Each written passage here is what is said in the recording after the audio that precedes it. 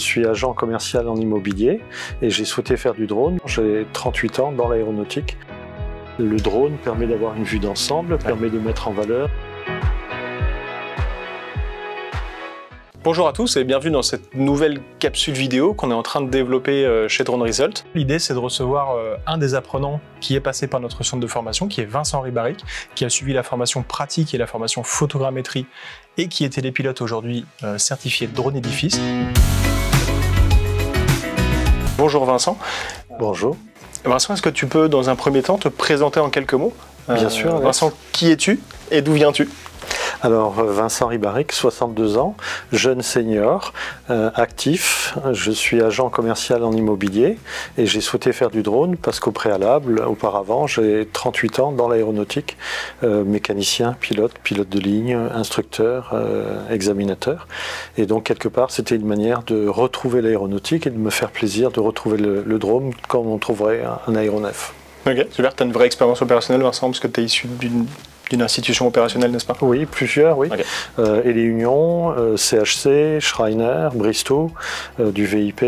C'était la desserte des compagnies pétrolières, des plateformes pétrolières offshore, à peu près 9100 heures de vol. Okay. Et puis ensuite des problèmes médicaux qui m'ont forcé en 2014 à évoluer, à changer, changement de vie et donc sortir du milieu aéronautique. Et à te réorienter professionnellement. Exactement, vers l'immobilier en 2019. D'accord. Depuis notre première rencontre ensemble au bureau, parce que la première fois qu'on s'est rencontrés, tu es venu nous voir physiquement en nous présentant un peu ton dossier et ta candidature pour participer à cette formation pratique et photogrammétrie. Est-ce que le jour où tu es venu dans nos bureaux, en tout cas pour nous présenter ton projet, est-ce que tu savais où tu allais? Ou est-ce que tu pensais te reconvertir, prendre une formation et puis on verra? Ou est-ce que d'ores et déjà ton cap était fixé et tu savais un peu vers quoi est-ce que tu t'orientais? Alors oui, c'était un projet mature, c'est un projet que j'avais en tête depuis 4-5 ans. En fait, dès que j'ai démarré l'immobilier, j'avais cette idée de pouvoir éventuellement faire du drone avec. Par contre, je n'ai pas pu le présenter auparavant pour diverses raisons. Et donc, quand je suis venu chez Drone Result, c'était après une recherche sur Internet. Et en rentrant dans ton bureau, je vais être très franc avec toi, j'ai déployé mes antennes, comme je le fais souvent. Donc, je marche à l'intuition, j'ai fait une recherche sur des critères rationnels. Et ensuite, le contact humain pour moi est très important et ça va dépendre de ce que mes antennes vont capter, vont ressentir à ce moment-là. Et dans le cas présent, avec Drone Result, avec toi, Alexandre et toutes les antennes les antennes ont très bien vibré. Capté des bonnes ondes. Voilà, ouais, et la récolte était très bonne. Très bien. Et j'ai senti que c'était sérieux, que c'était structuré, que ça correspondait à mes attentes. Parce que je voulais pas d'un stage en dilettante. Je voulais d'un stage professionnel. C'est ce que j'ai trouvé chez toi et j'en suis très content. Merci, en tout cas Vincent. Est-ce que tu peux maintenant nous parler un peu plus précisément de ton projet professionnel? Où vas-tu, Vincent? Alors, les deux métiers, le métier d'agent commercial en immobilier comme agent immobilier et les métiers du drone sont des métiers réglementés. Donc à partir de là, si on veut travailler sur les deux, enfin ça a été mon approche, j'estime qu'il faut avoir le respect de la réglementation dans les deux domaines. Et pour ce faire, j'ai monté une deuxième structure. Donc c'est là que j'ai démarré Nadiral, qui est une société de drones et qui va respecter la réglementation aéronautique. Donc ça c'est la partie un petit peu métier passion. Et puis à côté on a le IRL classique pour un agent commercial en immobilier, où là c'est le métier raison. Je dois faire bouillir la marmite, j'ai des échéances. Et les deux vont travailler de concert.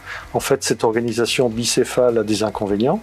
Elle m'oblige à avoir deux comptables, à avoir deux responsabilités civiles, deux structures vraiment distinctes. Ouais, par contre, elle me permettra d'aller beaucoup plus loin, notamment dans le drone, et de ne pas me contenter simplement d'un schéma ouvert. Ce sera vraiment du scénario S1, S3. On est à Brest. On a la P112, on a la D18, donc les zones interdites, etc. partout. L'aéroport de Guipava, l'aéroport de Landivisiau, des chasseurs, des hélicoptères. Donc il faut être sérieux par rapport à son approche. Et l'aspect sécuritaire est toujours présent. J'ai toujours à l'esprit ce qui s'est passé dans ma carrière aéronautique. C'est ce qu'on a ressenti, en tout cas l'équipe pédagogique auprès de toi pendant 10 jours. pendant 9 jours, c'était ce souci de la sécurité pour le ciel et des soucis de la sécurité pour les gens au sol. Merci. On arrive à remarquer chez certains apprenants que vraiment un souci permanent de la sécurité du sol et de la sécurité des airs. C'était en tout cas très agréable de t'avoir. On a vu une courbe de progression incroyable parce que le premier jour, tu savais pas ce que c'était qu'un drone. Et pour autant, le dernier, on avait vraiment on avait quelqu'un qui avait appréhendé l'outil en fait avec de la sécurité permanente. Nous, notre objectif, c'est pas de former les télépilotes qui soient capables de faire des figures incroyables, c'est de former les télépilotes qui connaissent la réglementation et qui agissent en sécurité pour le sol, parce qu'il y a du monde au sol. On va parler du CATT après, de la formation pratique, mais est-ce que tu te doutais, quand on s'est rencontré la première fois au bureau, tu montais ton dossier administratif, est-ce que tu te disais, waouh, il y a autant de points communs entre mon métier d'avant, vraiment pilote de l'aviation habitée, et en tant que télépilote d'aéronef non habité? Alors, je ne pensais pas au niveau théorique que c'était si vaste, si complet, si je puis dire. Et en même temps, j'ai retrouvé, je veux dire, 90% de matériaux, de connaissances connues. Tu as retrouvé un peu tes paramètres et ton tableau de bord que tu avais l'habitude d'avoir avant. Bon, il a fallu les réviser, il a fallu les réactualiser, bien sûr. J'ai pas la prétention de tout savoir et d'avoir tout retenu par cœur. Mais bon, effectivement, il y a beaucoup de zones qui étaient connues. C'est très très vaste, c'est très bien fait. C'est très bien structuré. Pour ce qui était inconnu, ça a été appréhendé très rapidement. Le CATT, j'ai trouvé très pratique le système avec avec ton examen. Avec l'examen, voilà. Ton examen. Tiens, on va en parler de ça. Toi, Vincent, tu as eu l'ambition de préparer toi-même ton CATT. Nous, on propose une préparation théorique au CATT pendant 5 jours. Les stagiaires, on les emmène jusqu'au niveau attendu.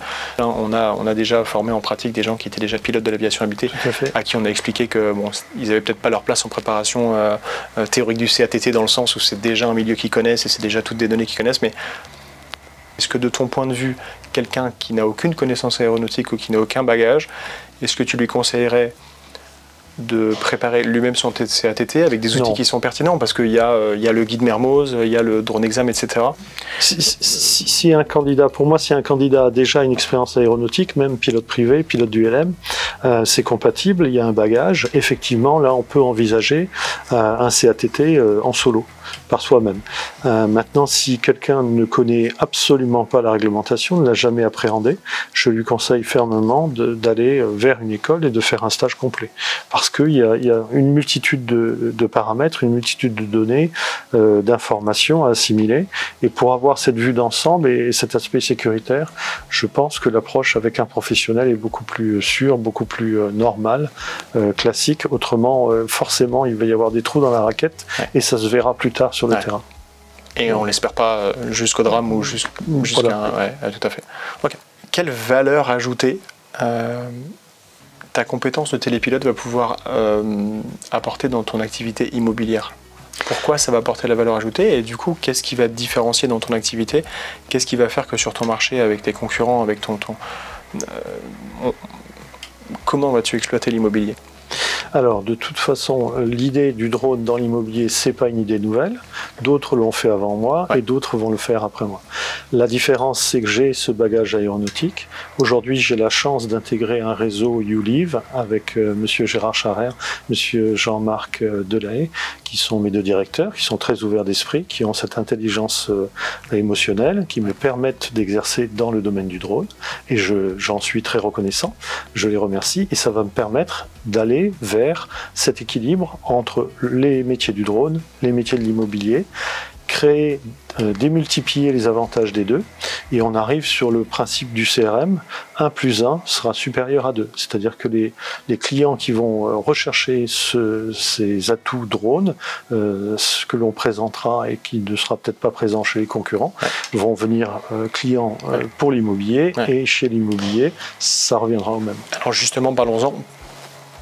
Pourquoi pour un client, dans le cadre de l'immobilier, pourquoi c'est intéressant d'avoir du drone? Est-ce qu'on se rend mieux compte des dimensions? Est-ce qu'on se rend mieux compte des espaces? Est-ce que ça permet de changer point de vue? Qu'est-ce que tu en penses? Pourquoi, pour ton client, tu vas valoriser la vente ou ton action de vente parce que tu as des prises de vue en drone? Alors pour moi, il y a 4 domaines. Donc tout ce qui est communication avec le grand public, les prospects, acquéreurs, vendeurs. Donc là, on parle de la valorisation du réseau, du marketing réseau. Le drone permettra de faire des vidéos, permettra de faire des communications plus percutantes. Ensuite, il y a la valorisation du bien. Ça ne s'adresse pas à tous les biens, bien sûr. Un appartement, par exemple, n'a pas besoin d'une vue drone. Par contre, une maison de prestige, manoir, château, des propriétés avec plusieurs hectares de terrain, le drone permet d'avoir une vue d'ensemble, permet de mettre en valeur, permet de mettre des situations, des vues mer, des arrivées depuis le littoral, par exemple. Ensuite, on a l'aspect photogrammétrie. La photogrammétrie, c'est intéressant pour tout ce qui est partie technique, travaux. Donc là, on s'adresse au client qui est expatrié, qui veut faire des travaux sans être sur place. On va aider l'architecte, le maître d'œuvre, le maçon, le couvreur, le géomètre. Tout à fait. Voilà. Et enfin, on touche à l'aspect chronologique. Si dès le départ, dans un projet, particulièrement pour un expatrié client-acquéreur à Singapour, à Paris, à Londres, si on a un dossier complet, on gagne du temps de nous. Alors je rebondis sur ce que tu disais tout à l'heure pour l'immobilier. Tu disais l'appartement, il n'y a pas effectivement vraiment d'intérêt. Nous, on a été amené à intervenir pour des projets immobiliers pour lesquels le promoteur ne pouvait finalement que vendre ses projets avec des images de synthèse. Et au sein de ces projets, on nous demandait d'évoluer parfois à 14,50 m, à 17,70 m, etc., à différentes hauteurs précises, à des positions GPS précises, pour pouvoir vendre des biens immobiliers sur photo et non pas sur images de synthèse, et garantir à leurs clients les images, par exemple, vue mer. Et là, c'était de la vue mer qui permettait du coup de valoriser l'appartement en question. Ça nous est même arrivé, alors que ce soit le promoteur, mais aussi quelqu'un qui achète un appartement et qui nous disait: est-ce que vous pourriez pas nous faire une photo de drone à telle hauteur, vous voyez, avec mon architecte, parce que moi aujourd'hui le promoteur il me dit que j'ai une vue mer, mais j'aimerais vraiment m'assurer qu'il y a une belle vue mer. Donc ça peut s'adresser aussi, j'imagine, en tout cas aux appartements. On essaiera. Vincent, une avant-dernière question. Pourquoi ne pas faire appel à un sous-traitant télépilote? Il y a des gens qui proposent des services dans ce milieu-là qui pourraient répondre à ton besoin. Pourquoi t'être formé personnellement? Alors d'abord, on revient à l'expérience passée. Donc c'est le métier plaisir, c'est l'aéronautique. Tu as vraiment voulu raccrocher avec l'aéronautique. Exactement. Ouais. C'est un milieu connu. Ouais. Ensuite, il y a la volonté de faire bien, d'aller jusqu'au maximum du service demandé par les clients. Et très souvent, il faut être extrêmement réactif. Il faut pouvoir dire sur une conversation téléphonique qui vient, comme je l'exprimais tout à l'heure, avec des expatriés, Singapour, Londres, Paris. Oui, j'ai ce service-là. Oui, je peux vous le proposer la semaine prochaine. Donc en termes de disponibilité, de réactivité, le fait d'avoir les connaissances et les capacités in situ dans l'entreprise, même si c'est 2 entreprises différentes, eh bien ça permet de répondre à la demande plus rapidement, plus efficacement, de maîtriser l'ensemble de la communication et de pouvoir de la chaîne. Tout à fait. Okay. Dernière question qui plaît souvent un petit peu. Vincent, une question tech. Le drone pour toi? Le drone, ça sera un DJI de toute façon, Mavic 3. Un Mavic 3 Mavic 3, oui, pour que ce soit alors, Mavic 3 Pro, Mavic 3 classique, Mavic 3 Enterprise, Mavic 3 quoi? Alors, on va commencer petit, parce que au départ, je ne voudrais pas casser. Donc, je vais faire quelques heures de vol, je dirais, avec un petit drone. Si ça fonctionne bien, je n'ai pas de doute, mais je suis prudent. À ce moment-là, on passera sur la vitesse supérieure, on change de braquet. Et puis après, il y a l'évolution sur la photogrammétrie. Bon, là, c'est un drone plus particulier, c'est un ordinateur particulier, c'est un logiciel particulier. Donc là, on investit sur des sommes plus conséquentes. Et ça, c'est pas avant 2024-2025. Donc Mavic 3 classique pour commencer? Pour commencer, si tu vas loin, si tu veux aller loin, ménage ta monture, commence petit. Absolument. Et puis voilà, ça ira très bien. Je pense que c'est un super drone, c'est des drones qui sont plutôt fiables. C'est bien. Vincent, je te remercie personnellement de nous avoir dédié ce temps de tour autour d'expérience qui enrichit tout le monde, toute l'équipe pédagogique de notre côté, de savoir un peu quel est le retour de nos clients. Je pense que ça va aussi intéresser nos auditeurs qui nous écoutent, de savoir d'où tu viens, où tu vas. Ça peut aussi leur donner des idées de reconversion professionnelle comme toi.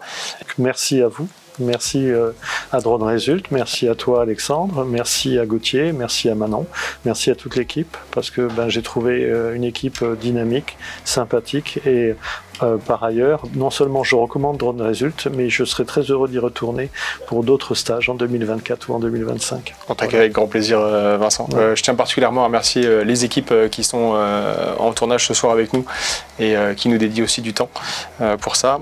Je remercie les auditeurs qui ont regardé cette vidéo. J'espère que ça vous a plu. Si ce format vous plaît et que ça vous intéresse d'avoir d'autres retours, en tout cas des nouveaux télépilotes qui sortent.